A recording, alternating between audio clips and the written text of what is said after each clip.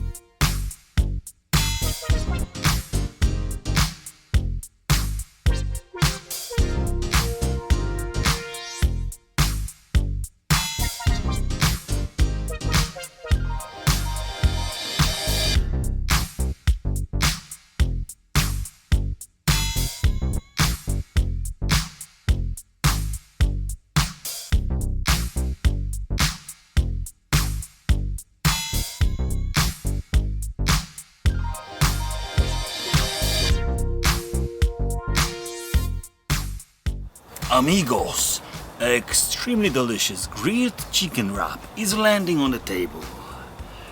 Bon appetit. Bon appetit very much. This is my brunch. I think it will be fantastic beginning of the day.